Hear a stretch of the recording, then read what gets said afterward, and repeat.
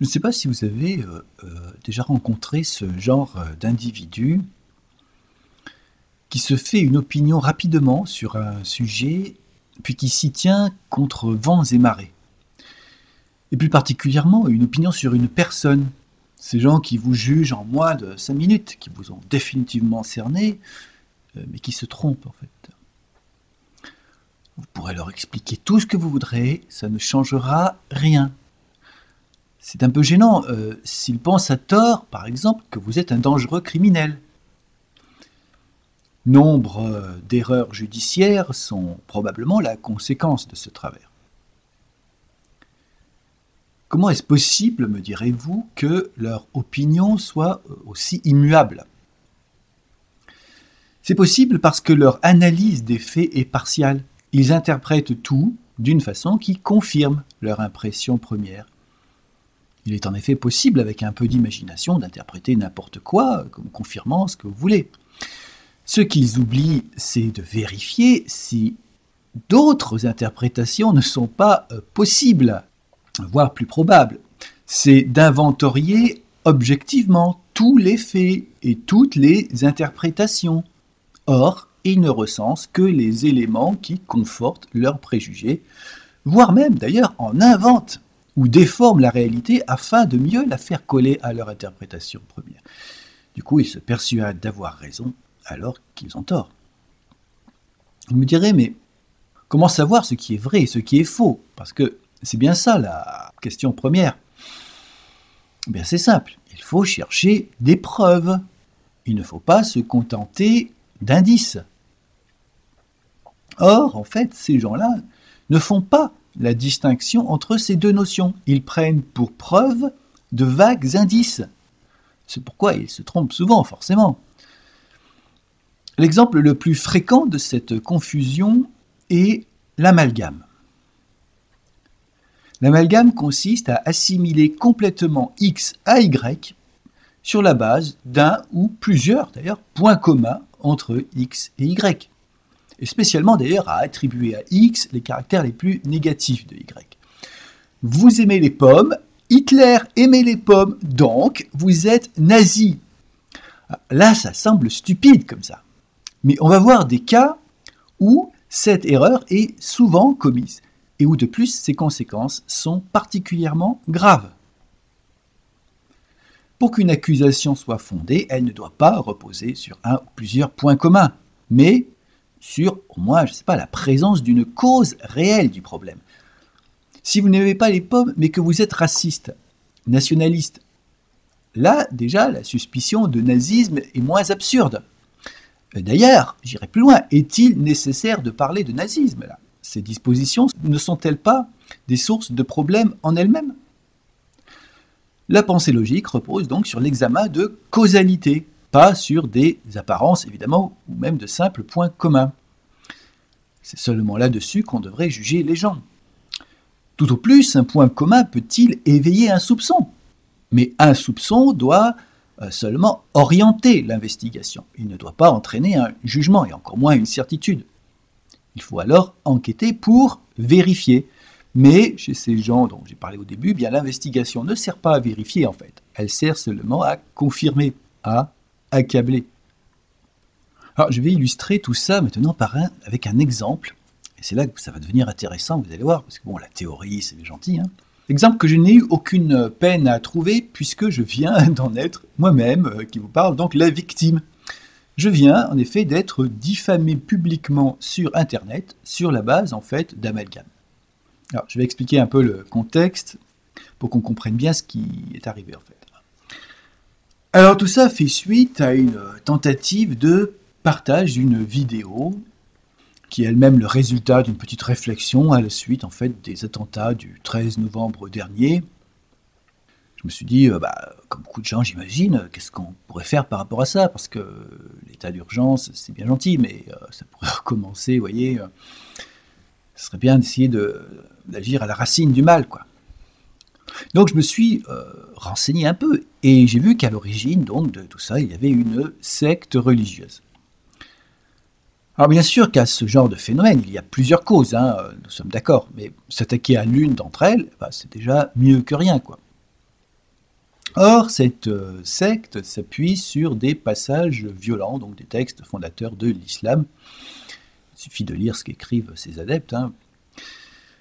Alors bien sûr, je ne vais pas faire l'amalgame, puisqu'on parle de ça, musulman égale terroriste, puisque là, j'analyse seulement des causes, moi, je rappelle. Bon.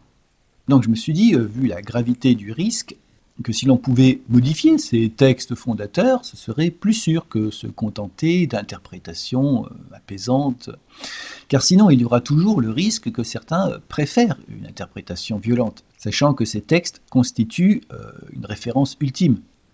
Et il n'y a pas que le Coran. Dans un passage de l'Ancien Testament, Dieu commande de lapider ceux qui adorent d'autres dieux que lui-même. Vous imaginez un peu si des gens se mettaient à vouloir lui obéir. Or, modifier ces textes n'est pas possible car d'aucuns les considèrent comme sacrés, comme étant la parole de Dieu, quoi. Ce qui est une croyance, donc. Et c'est là que je me suis rendu compte d'un truc qui pouvait peut-être aider, c'est que cette croyance, en fait, en la transmission d'un message divin par l'intermédiaire d'un prophète, était vraiment complètement invraisemblable, quoi. J'explique ainsi dans cette vidéo que si Dieu existe et qu'il a un message à nous transmettre, vu qu'il est omnipotent, il va, par souci d'efficacité, typiquement, vous voyez, s'adresser à tout le monde directement. Il ne va pas le transmettre à une personne, ni même à une poignée d'élus, à charge pour eux donc de le transmettre aux autres, qui auront bien des raisons de ne pas les croire. Je montre donc à quel point cette éventualité est totalement invraisemblable, avec d'autres arguments comme ça. Alors, personnellement, je suis athée, c'est-à-dire que je me passe donc de l'hypothèse de l'existence de Dieu. Bon. Mais je n'ai rien contre les croyances des autres, tant qu'il n'y a pas évidemment de nuisance ou de risque important de nuisance. J'essaie d'être le plus conciliant possible. Donc, je dis également dans cette vidéo que peut-être que ce message, Dieu, donc s'il existe, pour ceux qui croient, il nous le transmet via nos gènes, par exemple, par des dispositions qui nous portent à nous aimer les uns les autres, à collaborer. Et que c'est peut-être ça, son message, vous voyez. D'où d'ailleurs le titre de la vidéo, le message, forcément. J'essaie toujours de ne pas me contenter de critiquer, en ajoutant au moins des propositions constructives. Vu ce problème-là qu'on a là, de jeunes au manque d'idéal qui partent faire le djihad, enfin militaire, je me dis qu'on pourrait peut-être leur en proposer un d'idéal, enfin René, quoi, on a tout ce qu'il faut à la maison là, dont les conséquences seraient plus heureuses par contre. Et je termine donc cette vidéo aussi par un appel à réactiver en quelque sorte un peu l'humanisme qui serait vécu avec force, un peu comme certains s'investissent dans leur religion, vous voyez, parce que c'est à ça qu'ils aspirent. D'ailleurs, le mot religion viendrait de relier, de sorte qu'on peut parler ici donc d'une religion en tant que moyen de relier les hommes. Une religion par contre qui se construirait ensemble, démocratiquement. Et ainsi il n'y aurait plus ce problème d'imprécation divine qui ne serait plus en phase avec leur époque, mais qu'on ne pourrait plus toucher, quoi. Alors bien sûr, il ne s'agit pas d'une religion, évidemment, au sens classique du terme, puisqu'il ne serait pas question de se soumettre à une entité supérieure. Il n'y a aucune croyance, en tout cas pour ceux qui n'en souhaitent pas. Donc c'est très rassembleur, œcuménique. Toutes les sectes ont toujours une croyance, ont une sorte de graal, de sens de la vie, qui leur sert à manipuler les gens. Là, non. Et il n'y aurait pas non plus de hiérarchie, plus de prophètes. Et du coup, cette modeste contribution me semble constituer un instrument de lutte contre les sectes et les gourous. J'entends par là des gens qui recourent à la manipulation pour étendre leur influence, et en particulier à l'argument d'autorité. Ainsi, plutôt que partager humblement d'égal à égal ses idées, qu'essayer de les expliquer sur le fond, le gourou va dire « j'ai été contacté par Dieu, un ange, des êtres de lumière, je sais pas, des itis, enfin... » quand il ne laisse pas entendre qu'il serait lui-même de descendance ou de nature plus ou moins divine. Bon. Donc forcément, ça lui confère une certaine autorité. Et d'ailleurs, quand vous allez sur les sites de sectes, il y a toujours à un moment ou à un autre un personnage qui est mis en valeur, qui était remarquablement précoce, qui a réalisé des choses extraordinaires. Plutôt que se contenter d'exposer des idées, on insiste quand même pas mal sur des qualités de leur auteur. Et je précise que je ne diabolise personne ici, pas d'amalgame. Je dénonce simplement donc des comportements à risque, c'est ça.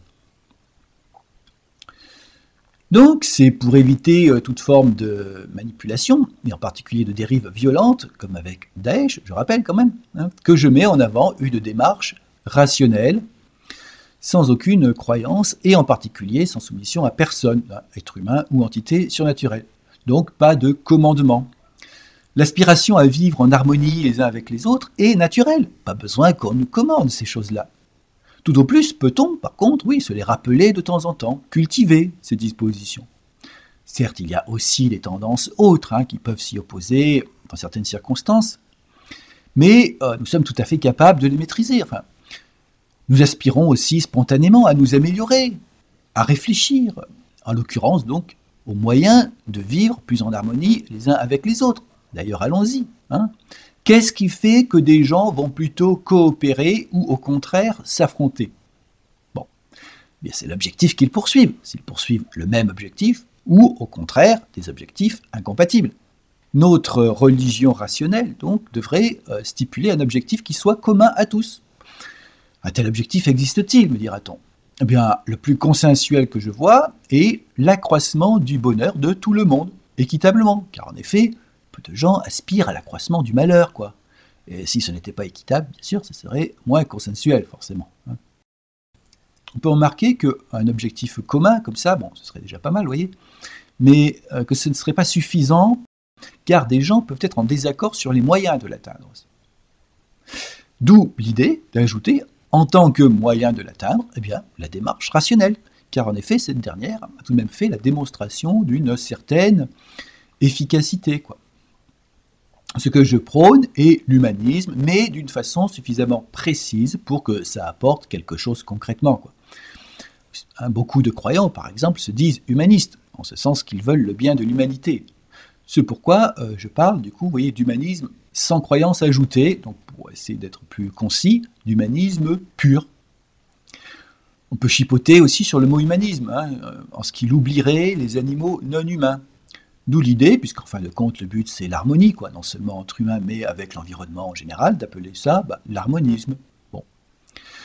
D'ailleurs, le célèbre géographe anarchiste Élisée Reclus avait utilisé ce terme pour qualifier les anarchistes, ces gens qui aspirent à une société sans pouvoir de domination, où donc il n'y aurait pas besoin de se battre pour obtenir ou conserver ses pouvoirs, et où donc les gens vivraient plus en harmonie, les uns avec les autres.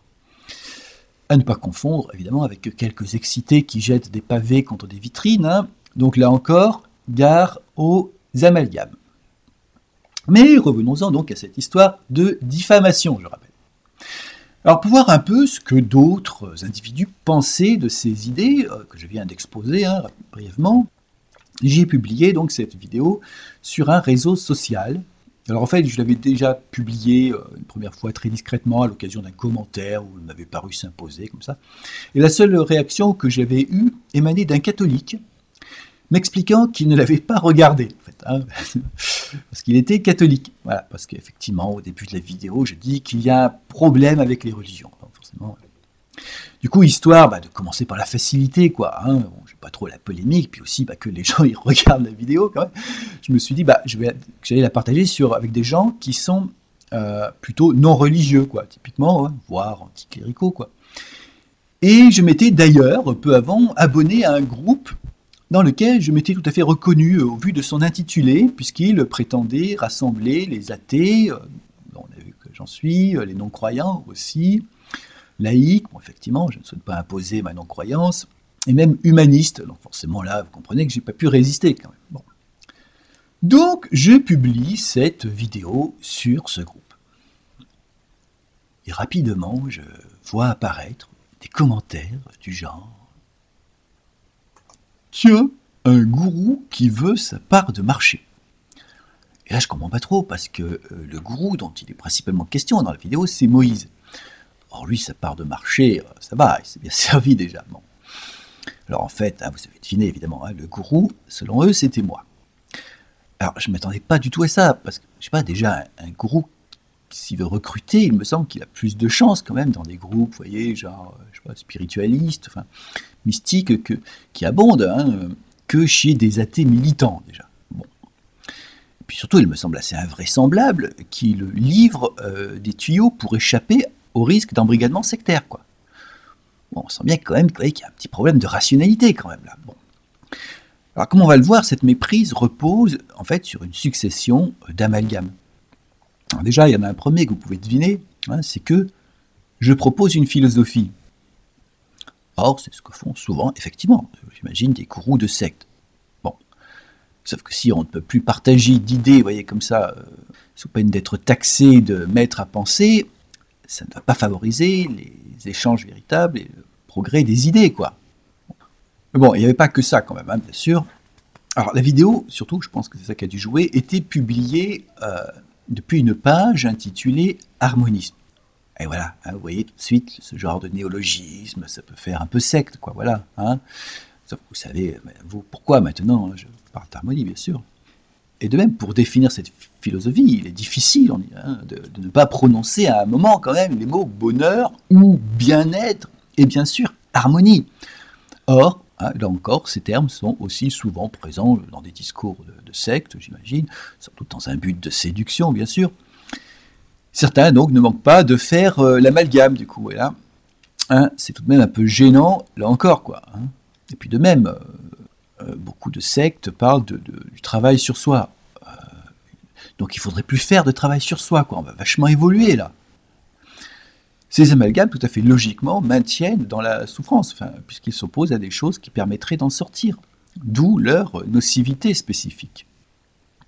Et quand nos détecteurs de sectes un peu hypersensibles là, voient l'expression humanisme pur, qui signifie, je le rappelle, donc sans croyance précisément, que perçoivent-ils? Eux, bien sûr, pureté, hein, immaculée conception, quoi, enfin, n'importe quoi.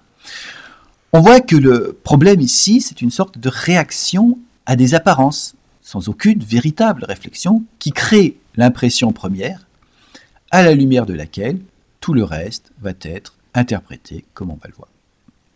Et en effet, dans une des toutes premières réactions, on peut lire « ça sent le truc bien-être, spiritualité, donc d'autres croyances, le travail sur soi, le bonheur, etc. » Puisque chez ces gens-là, hein, monsieur, on ne pense pas, non, on sent.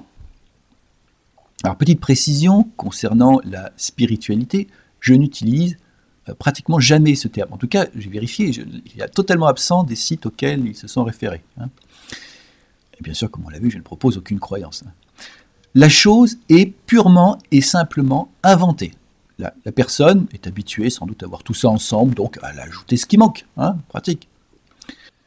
Dans la série Les caricatures, j'apprends ainsi au fil des discussions que je serai pour une société parfaite, moi qui ai toujours dénoncé le perfectionnisme et parlé seulement d'amélioration.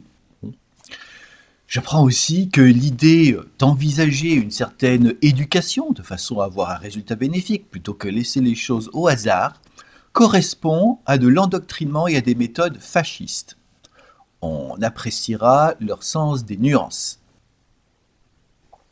Alors après, la caricature, et vous avez aussi bien sûr tous les classiques, l'extraction hors contexte. Bon, par un cas amusant, c'est que dans effectivement, mes vidéos, je dis à un moment, je suis dans une secte, enfin, ce qui est évidemment humoristique. Hein, mais non, regardez, il le dit lui-même. Hein, ça y est, ils ont la preuve, ça y est, voyez. Hein, bon.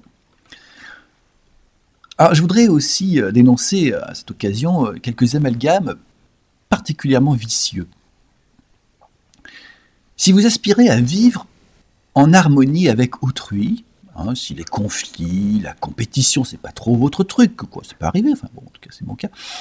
Si également aussi vous voulez être plus efficace au service de votre idéal, ce qui me semble tout à fait légitime, vous vous dites que si vous trouviez d'autres personnes, histoire de mettre nos énergies en commun, de coopérer, ça pourrait être sympa, quoi. Donc vous lancez des messages dans ce sens. Sauf que là, nos jugeurs, fins détecteurs de gourous, hein, qu'est-ce qu'ils vont penser, eux? Qu'est-ce qu'ils vont voir, hein, constater, entre guillemets, bien sûr, c'est que vous recrutez, que vous faites du, attention, prosélytisme. Vous voyez un peu ces mots qui suscitent l'amalgame, la réaction, court-circuitant toute réflexion. Il y a là, clairement, encore un obstacle à toute évolution importante, car ce n'est bien entendu pas en restant isolé qu'on va changer les choses, quoi, comme par hasard, hein. Si vous êtes donc pour l'harmonie, Vous voyez bien que les échanges marchands, où chacun doit défendre un intérêt économique personnel contre l'autre, c'est pas vraiment le top, quoi.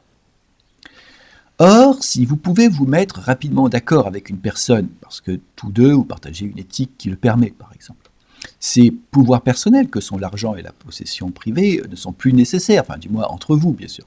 Et ce serait même bien qu'il n'y soit pas, parce que sinon, ça va créer des intérêts personnels inutiles, des oppositions artificielles entre vous.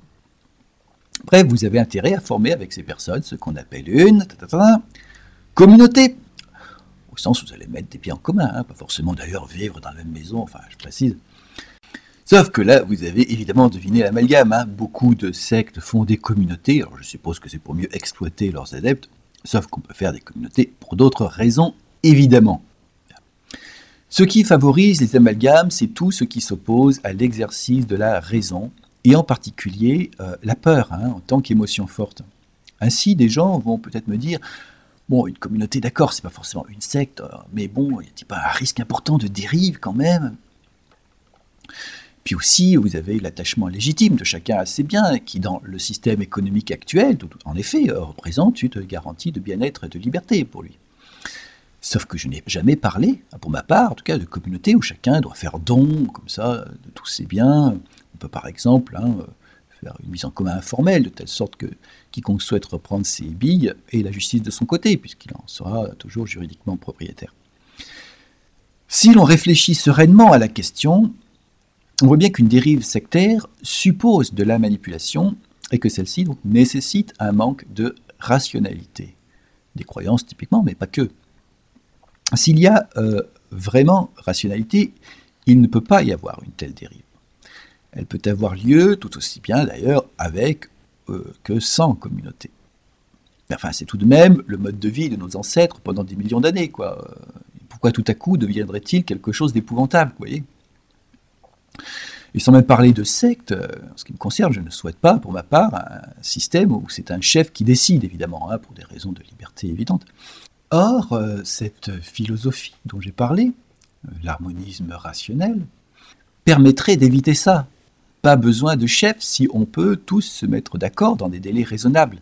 Parce que c'est bien là le fond du problème. Si tant de gens aspirent au pouvoir de domination, qu'ils soient plutôt informels, comme les gourous de secte dont on vient de parler, mais aussi formels, comme pour les chefs d'État ou les grandes fortunes, c'est parce que ça leur permet d'imposer leur avis plutôt que d'être obligés de discuter.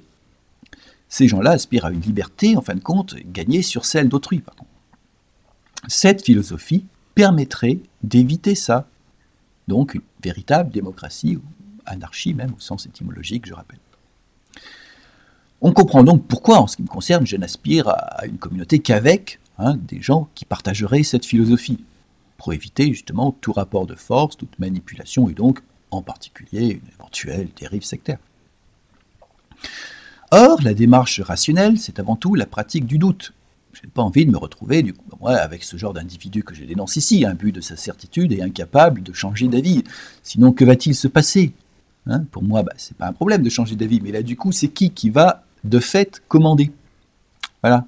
Alors, je dis ça parce que mes accusateurs, là, ont découvert, en farfouillant dans le net, parce que bon, ils ont mené l'enquête, pour m'accabler, bien sûr, une annonce où je cherchais des gens, c'est vieux d'ailleurs, enfin bref, présentant ces dispositions rationnelles, qui se traduisent bien sûr par un minimum d'ouverture et de souplesse. Sauf que bien sûr, le sectophobe qui interprète tout dans le sens de sa phobie, que va-t-il penser lui ? Oui, c'est bien un gourou, regardez, il cherche des gens malléables, pour mieux bien sûr leur imposer sa vérité à lui. Or, la rationalité à laquelle j'aspire pour moi-même et d'éventuels compagnons, permet précisément de ne pas se laisser imposer n'importe quelle vérité. C'est le véritable moyen d'échapper à la logique sectaire, qui enferme dans une certitude, donc. Et à propos d'enfermement,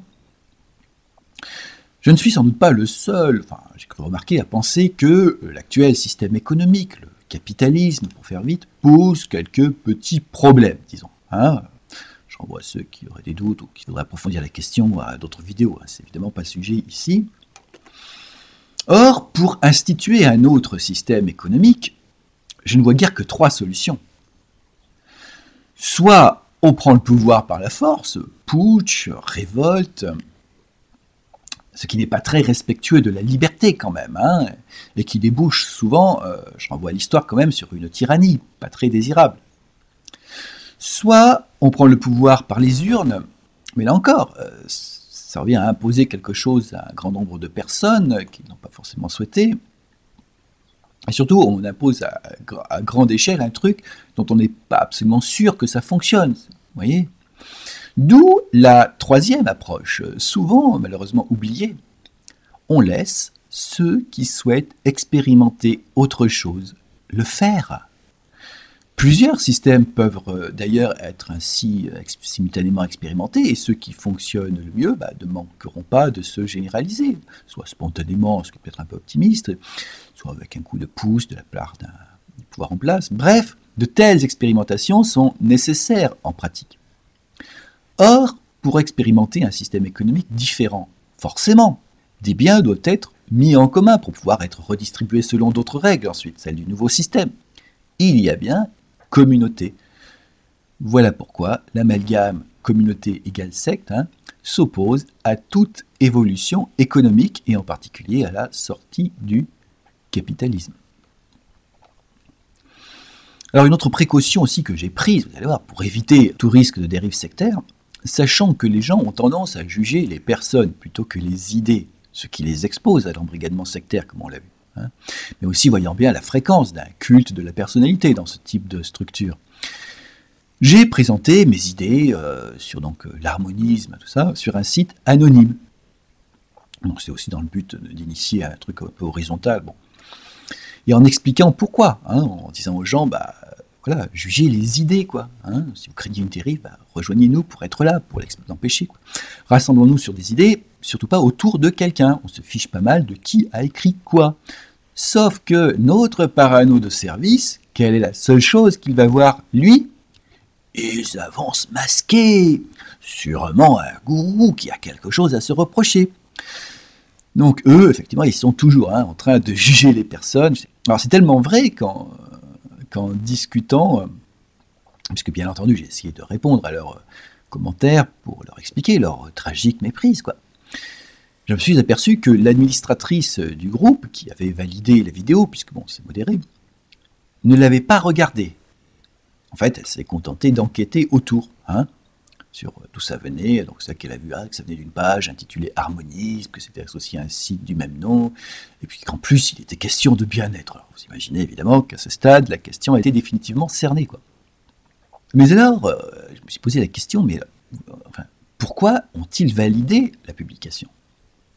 Et je ne vois qu'une explication qui est confirmée par leur façon de communiquer.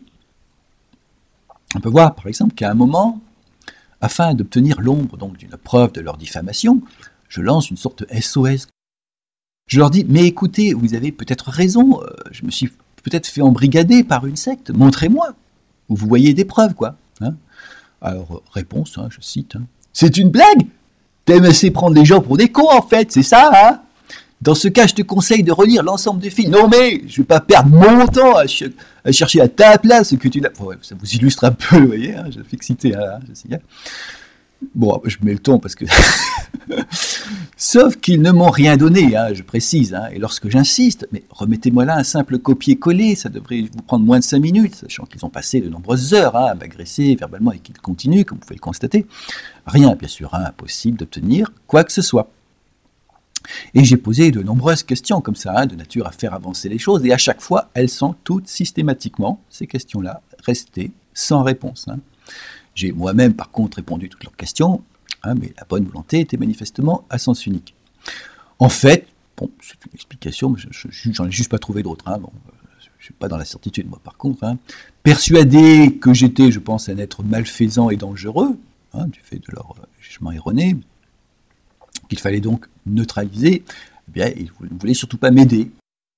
Vous voyez un petit peu donc l'enfermement sectaire auquel aboutit cette attitude, et pourquoi je suis un fervent partisan du dialogue avec tout le monde et un farouche adversaire de la certitude hâtive. Et au vu donc de l'ampleur de la discussion et de la complaisance avec laquelle ils m'ont inondé de messages polémiques, ils ont validé la publication pour mieux casser du gourou, qualification, leur donnant l'excuse pour se livrer à leur sport favori, tout comme à certaines époques, des gens déclarés dangereux ou contre nature sont devenus la cible de ceux qui avaient besoin de se défouler. Alors le dialogue était impossible car il n'appliquait pas les règles les plus élémentaires du dialogue. Répondre aux questions susceptibles de faire avancer les choses, étayer bien sûr ses propos par des citations précises, non. Si par contre je ne répondais pas moi immédiatement à l'une de leurs nombreuses questions orientées, ce qui n'était pas toujours matériellement possible, j'étais accusé d'éluder, ce qui démontrait bien que j'étais un gourou. Non. Ces gens vous accusent de tout ce qu'ils font eux-mêmes en fait. Si c'est vous qui ne répondriez pas aux questions, qui ne feriez que polémiquer, qui resteriez dans les généralités, et bien sûr le fin du fin, qui retourneriez toutes les critiques.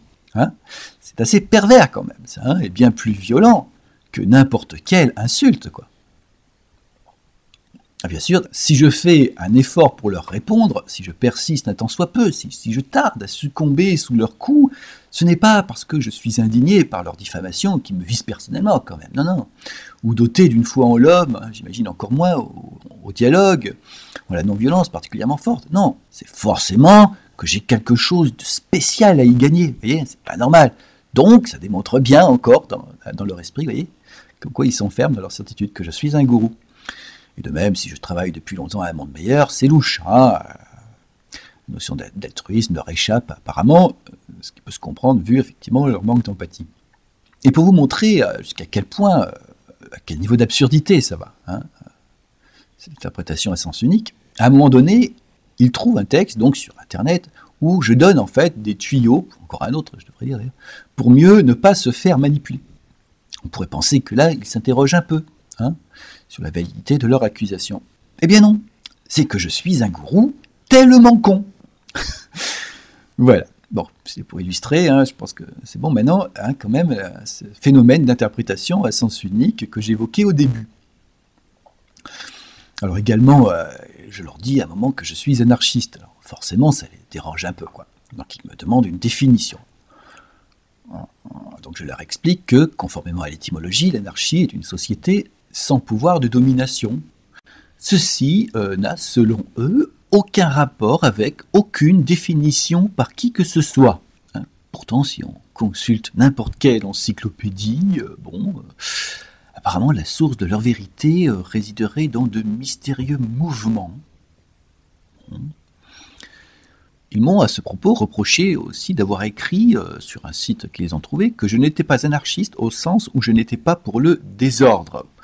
Et j'écris ça bien sûr en référence au sens vulgaire et fallacieux de ce terme, qui découle d'un amalgame d'ailleurs. Mais bon, on notera quand même que pour eux, donc, le désordre, le chaos, apparemment, c'est bien. Du coup, je me suis demandé s'il n'y avait pas affaire à un de ces soi-disant anarchistes, vous savez, qui manifestent violemment avec un foulard noir. Ces gens qui souillent, en fin de compte, la noble cause qu'ils sont censés défendre en entretenant l'amalgame, anarchie égale violence, en plus de chaos, qui confortent le pouvoir en réagissant à lui, au lieu d'en sortir en créant autre chose, comme ce que j'essaie de faire moi-même, et qui, de plus, comme on vient de le voir, donc non content de tout ça, mais s'oppose, de fait, à toute alternative réelle au capitalisme, en la diabolisant. De ces gens, j'ajouterais aussi qui privilégient la critique à l'entraide, sauf peut-être avec quelques personnes dûment estampillées pour ça, parce que non, ils sont probablement pas totalement dénués d'empathie, mais elle est sélective, un peu comme Hitler aimait son chien, quoi. Vous comprenez mieux pourquoi, d'ailleurs, je suis pour un amour universel, ce qui fait de moi, bien entendu, on l'aura compris, un adepte de secte, bien sûr. Un exemple qui illustre bien cette manie de la critique et en quoi ça confine à l'absurde, c'est que peu avant cette publication, il venait d'y avoir les attentats de Bruxelles. Je dis pour rien, il y a tout le temps des attentats en ce moment, mais bon. Donc forcément, ce qui les a choqués, ce ne sont pas les attentats, je vous rassure. Il ne leur a pas non plus paru envisageable une seconde que des gens à ce moment précis, pourquoi pas, puissent, dans le but de mieux lutter contre ce phénomène, y proposer des solutions. Non, ce qui les a choqués, c'est bien sûr que je faisais de la récupération, voilà, et que j'étais un gourou charognard. Je ne pense pas qu'il soit bon d'être trop souvent dans la critique et l'agression, car cela cultive en nous la haine. Le rejet d'une personne effectivement dangereuse est bien compréhensible. Mais encore faut-il ne pas se tromper. ne pas rejeter à tort, chose qui risque de se produire facilement, hein, si en plus que de manquer de rationalité, on a pris l'habitude de, rejeter. N'oublions pas que les attentats sont le fruit d'un tel rejet, d'une telle haine hâtivement orientée, haine donc de l'Occident là en l'occurrence, mais aussi de prétendus dominants, de gourous donc, d'oppresseurs, d'envahisseurs, selon les camps. Ces soldats de l'Apocalypse ont toujours le sentiment de bien faire, de protéger quelque chose. Ils pêchent donc essentiellement par certitude et sottise. Cette petite aventure m'aura appris une chose, que le problème finalement, c'est pas la religion, les sectes, ni même le pouvoir, ou plus précisément que ce ne sont là que quelques conséquences du problème le plus fondamental, qu'il nous faut donc à l'évidence combattre en premier. Le manque de rationalité. En termes moins raffinés, la connerie, quoi. Qui se trouve donc dans tous les partis, toutes les chapelles, et bien sûr en nous-mêmes.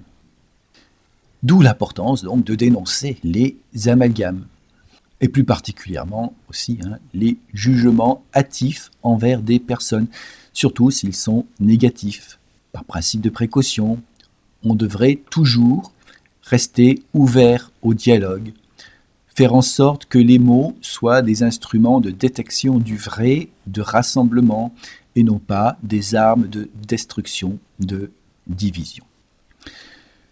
La seule chose qu'on devrait protéger, c'est l'humanité, j'ajouterais d'ailleurs surtout de sa propre sottise, la voilà, donc la cause de tant de maux. Voilà pourquoi je suis humaniste rationnel. Alors on aura bien compris que je ne diabolise personne, je ne m'en prends pas à des individus, mais à un comportement. Voyons trop bien ce que ça donne, de s'en prendre à des individus donc. En attendant, je suis quand même diffamé publiquement. Tout ce en quoi je crois et travaille depuis longtemps, tout cela risque d'être anéanti par ce comportement. Et en particulier, donc, les quelques individus là qui m'ont agressé. Pour ma part, j'ai fait tout ce que je pouvais pour leur expliquer qu'ils pouvaient se tromper, pour tenter d'établir un dialogue. Mais... Alors peut-être, je me suis dit qu'avec d'autres personnes moins suspectes, plus nombreuses aussi, parce que là j'étais quand même seul à me défendre sur un groupe qui comporte quelques milliers d'abonnés. Car en attendant, ils poursuivent leur œuvre de destruction en propageant leurs rumeurs malveillantes. Et surtout, ils vont sans doute continuer à se comporter ainsi avec toute personne, comme on l'a vu, ouvrant une perspective pour sortir du système destructeur dans lequel nous nous trouvons. Alors que faire ? Pour ce qui me concerne, après donc le constat de la possibilité de tout dialogue, du fait de leurs préjugés me concernant, je viens de faire la présente explication, qui est un peu comme une bouteille à la mer, pour le cas où la raison subsisterait encore quelque part. Bon, reste à la diffuser, voyez, si vous pensez que ça peut être plutôt utile. Je vous remercie de votre attention et surtout, bien sûr, de votre aide éventuelle, si vous pensez pouvoir faire quelque chose. Merci.